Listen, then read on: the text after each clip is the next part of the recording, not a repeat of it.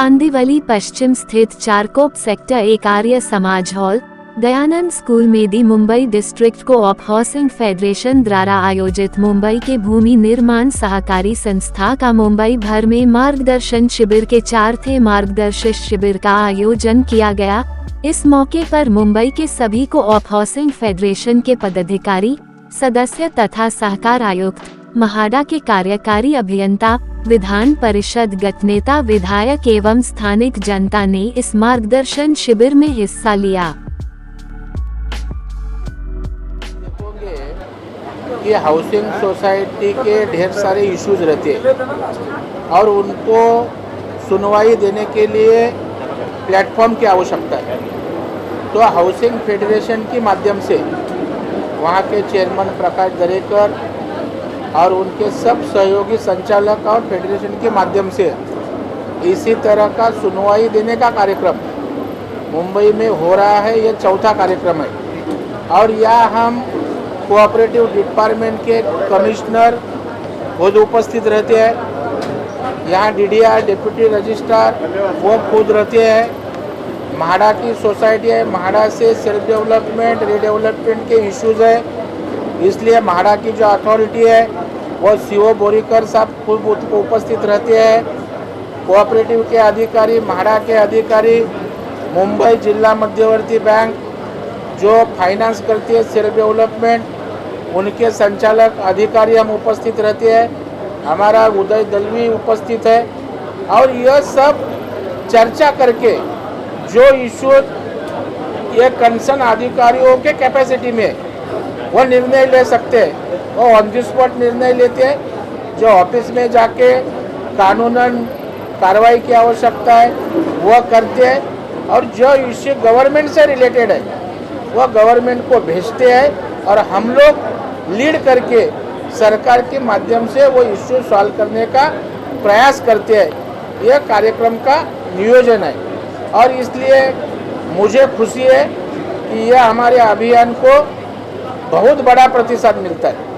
हर जगह 500 से लेके 1000-1200 तक सोसाइटी के रिप्रेजेंटेटिव उपस्थित रहते हैं और जो छोटी छोटी चीज़ रहती है, जो मिसकम्युनिकेशन है, कई चीज़ उनको मालूम नहीं, किसने बताया नहीं, इसके लिए उनके मन में भी कानूनन जो मालूमात होनी चाहिए वो होती है। और इसलिए मुझे लगता है एक गवर्नमेंट और सोसाइटी और फेडरेशन और अपेक्स बैंक मुंबई की करके जिला बैंक एक अच्छा कोऑर्डिनेशन इसी माध्यम से हो रहा है।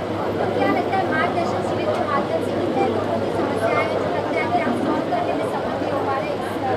नहीं, अभी देखो 20-25% लोगों की समस्या तो ऑन द स्पॉट हल हो सकती है। कई समस्या नॉलेज नहीं है इसलिए वो समस्या रहती है, यहाँ से बताने के बाद वो हल होती है, अधिकारी यहाँ के यहाँ हल करते हैं।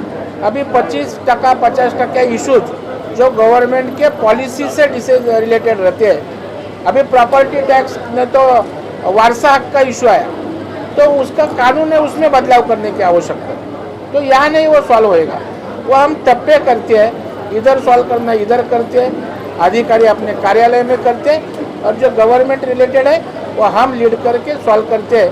50% तो प्रॉब्लेम सॉल्व होते।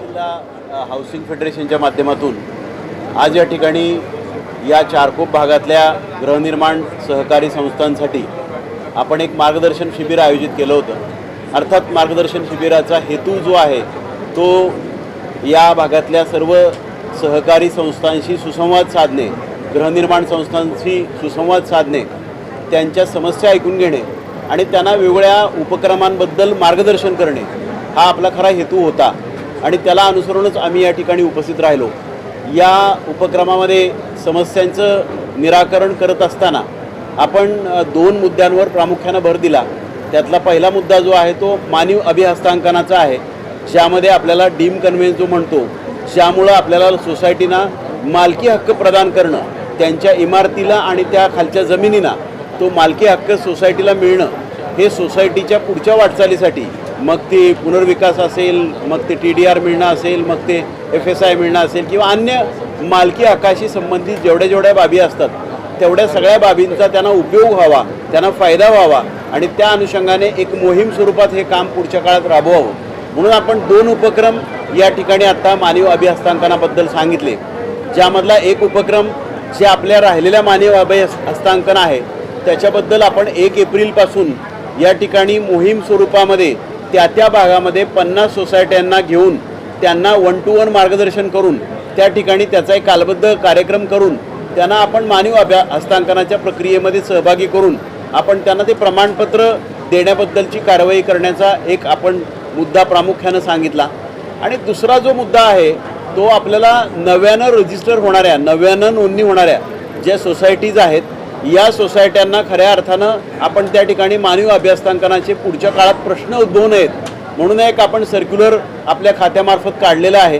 ज्यामध्ये आपण सोसायटी रजिस्ट्रेशन करतानाच अभिहस्तांकन करण्यासाठी जे जे कागद लागतात ते रजिस्ट्रिंग अथॉरिटीकडेच त्यांनी द्यावेत आणि 4 महिन्यांनी जर ते बांधकाम व्यावसायिकांनी विकासकांनी ते अभिहस्तांकन केलं नाही तर तसा ठराव सोसायटीने त्या ठिकाणी आपल्याला जिल्हा उपनिबंधकाकडे दाखल करावा आणि जिल्हा उपनिबंधकाच्या मार्फत मानवी अभिहस्तांकनाचं प्रमाणपत्र इश्यू व्हावं हा आपला प्रमुख उद्देश आहे.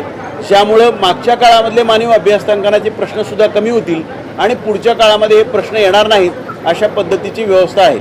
दुसरा जो प्रमुख मुद्दा होता तो आपण आता तंटामुक्त सोसायटीबद्दल होता. सुप्रशासित व तंटामुक्त सोसायटी योजना ज्याला अनुसरून मुंबई आपल्या फेडरेशननी सुद्धा एक उत्तम सोसायटीसाठी चांगली सहकारी संस्थेसाठी पुरस्कार देण्याचा उपक्रम हातामध्ये घेतला आहे. याचा अर्थातच हेतू असा आहे की आपल्या व्यवस्थेमध्ये चांगलं काम करणारे सुद्धा बरेच सोसायटी आणि त्याचे मेंबर पदाधिकारी असतात ज्यांना प्रोत्साहित करणं ज्यांच्या पाठीवर कौतुकाची थाप टाकणं हेही आवश्यक असतं आणि म्हणून आपण त्यांनाही त्या ठिकाणी सन्मानित करण्याच्या दृष्टिकोनातून साधारण आपण 3 भाग या उपक्रमाचे केलेले आहेत.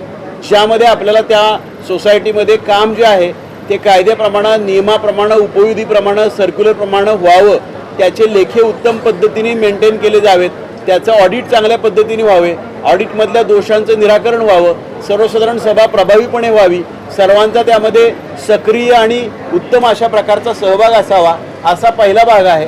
दुसरा जे आपल्याला नागरी भागामध्ये भेडसावणारे प्रश्न आहेत कचऱ्याचे प्रश्न आहेत पाण्याचे प्रश्न आहेत ऊर्जेचे प्रश्न आहेत पर्यावरण संतुलनाचे प्रश्न आहेत या सगळ्या उपक्रमांची जर अंमलबजावणी त्या ठिकाणी सोसायटीच्या माध्यमातून होत असेल तर त्यालाही आपण त्या ठिकाणी सन्मानित करावं.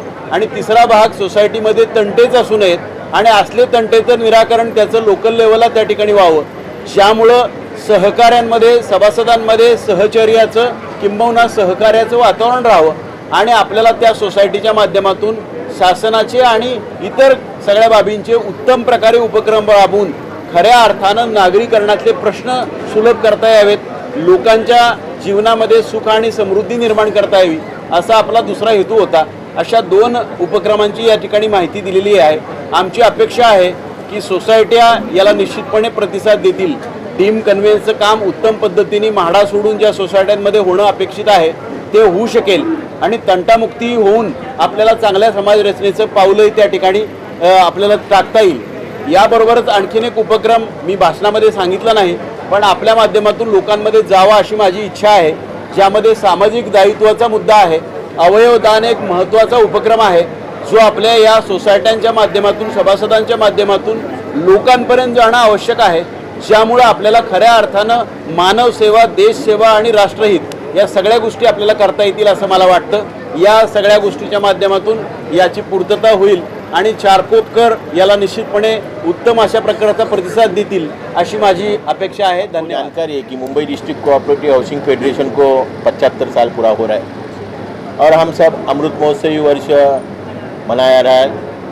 इस अवसर पर पिछले 74 ईयर मुंबई की सेवा करने का मौका हमारे फेडरेशन को मिला.